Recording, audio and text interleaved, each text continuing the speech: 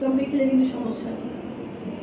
টক দইটা একটু ফল দিয়ে খেতে পারবেন। টক মিষ্টি যেটা না, মিষ্টিটা তো মিষ্টি খাওয়া খাওয়া যাবে না। টক দইটা খেতে পারবেন। টক দইটা একটু ফ্রুটস দিয়ে খাইলে ভালো লাগে। তারপর বাসায় আসার পরে যদি নাস্তাটা করে একটু হালকা নাস্তা দিবেন, যাতে খাবারটা রাতের খাবারটা খেতে যেন লেট না হয়। ওই সময়টাতে একটু স্যুপ টাইপের খাবার দিবেন, যেমন হচ্ছে একটু চিকেন বা ডিম দিয়ে হচ্ছে স্যুপ করে দিবেন, বা হচ্ছে একটু মোমোস বানিয়ে দিতে পারেন। মোমোসটা হচ্ছে সিদ্ধ করে থাকে, ওটা তো ফ্রাইডের কিছু নেই। সেই রকম এরকম কিছু দিতে পারেন। চিতই পিঠা দিতে পারেন।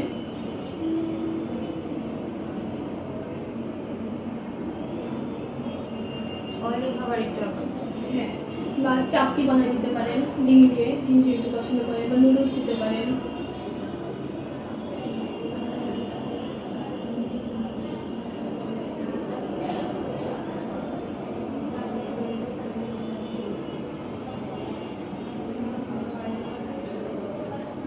তাহলে 4টার দিকে উনি যে ওখানে ওই চিরা মুড়ি বা এরকম কিছু খেলো, আর সন্ধ্যার দিকে বাসায় এসে এই টাইপের খাবার।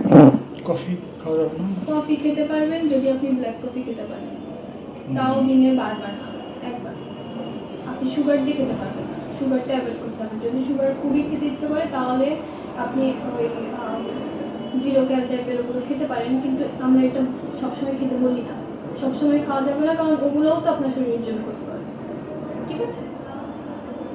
রাতে জিরো ক্যাল বলে, এটা কেন ক্ষতি করে কিভাবে?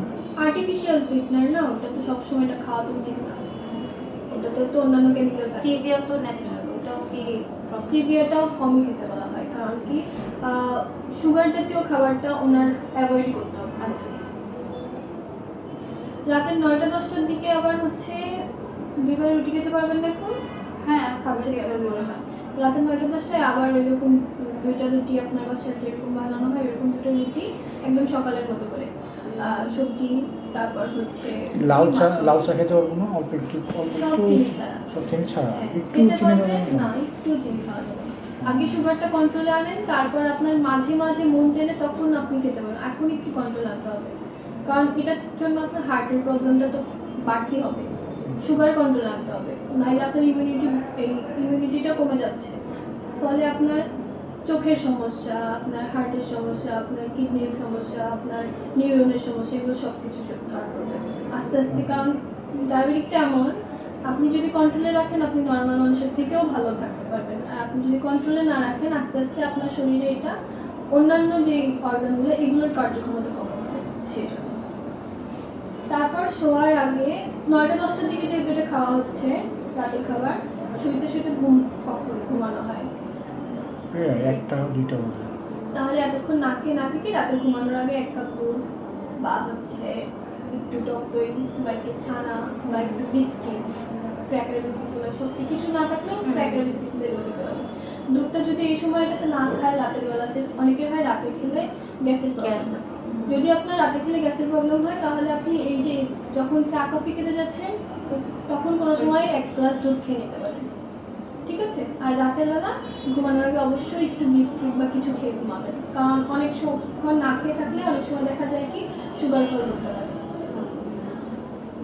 আর চাইলে হচ্ছে একটু ইসবগুলো কুচি খেতে পারেন, যেটা হচ্ছে খালি পেটে 1 গ্লাস পানিতে 1 চামচ থেকে 1.5 চামচ দিয়ে সাথে সাথে নেড়ে সাথে সাথে, এটা হচ্ছে দুপুরের খাওয়ার আগেও খেতে পারে, রাতের খাওয়ার আগেও খেতে পারে, সকালের খাওয়ার আগেও খেতে পারে।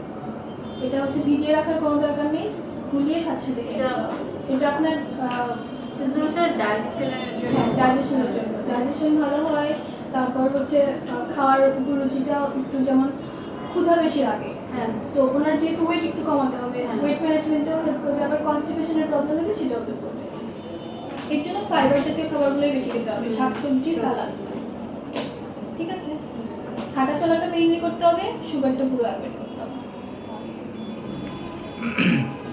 প্রেশার মাপা যাবে না? না, এখানে প্রেশার মাপা যাবে না, প্রেশার নিচে মাপা যাবে।